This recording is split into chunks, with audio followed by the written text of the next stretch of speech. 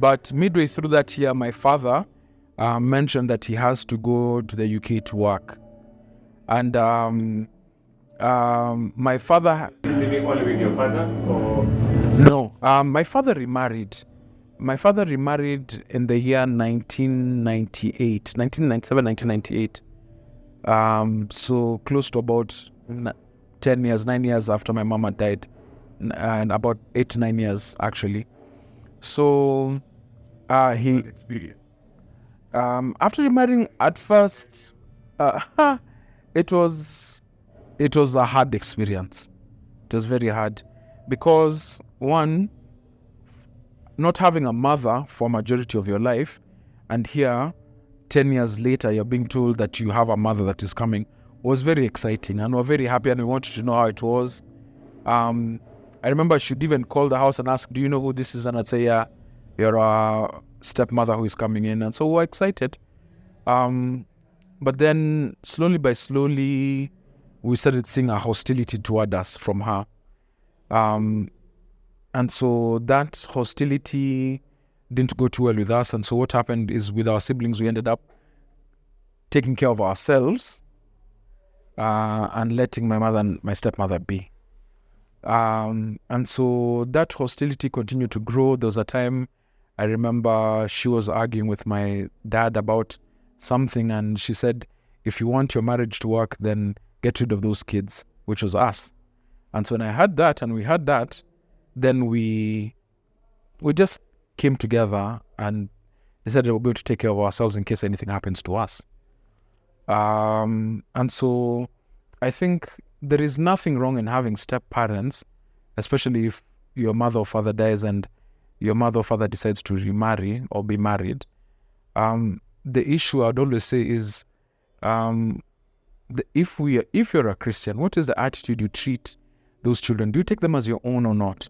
If you're going to marry and you're going to say that I'm going to become one with this person, then it means that the highs and the lows that person has also becomes a part of you. They're not only the good things, but some of the challenges that they go through, so that you may walk together and see God's power and God's working within even their fallen state. And so we were not accepted. Our relationship was slightly improved, but it's not good.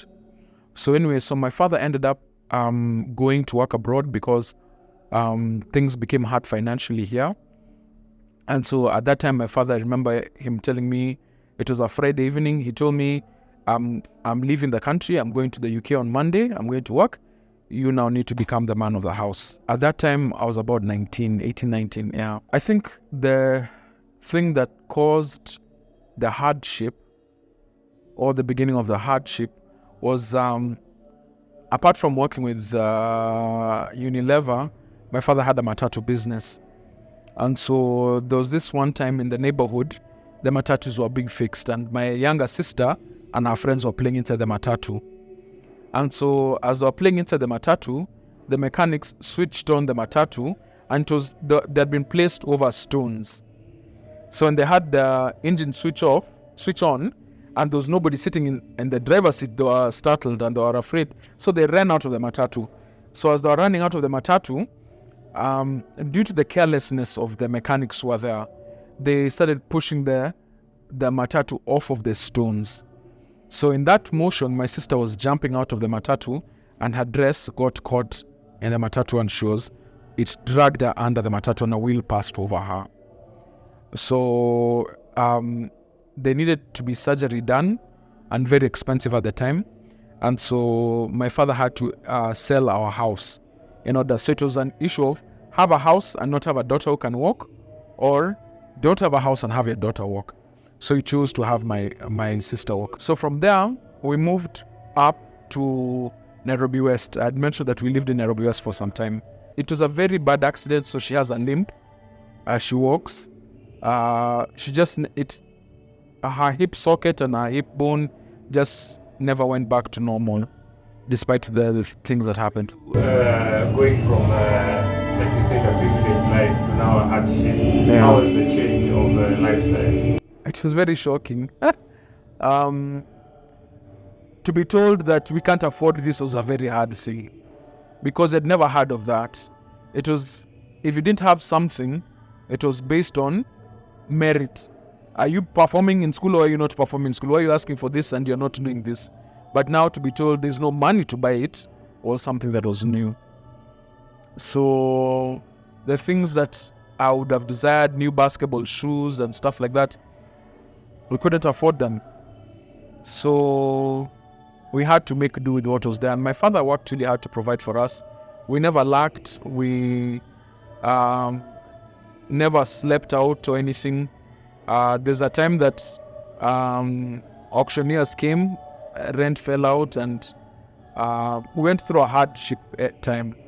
So I think that's what led to my father having to go work abroad for us at that time. So he went on a Friday. My dad said, listen, you have to now become the man of the house, because being the firstborn boy, said now you have to be the man of the house.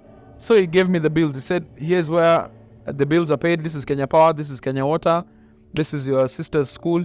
You have to be going for the AG, the parent-teacher meetings, the PTA meetings.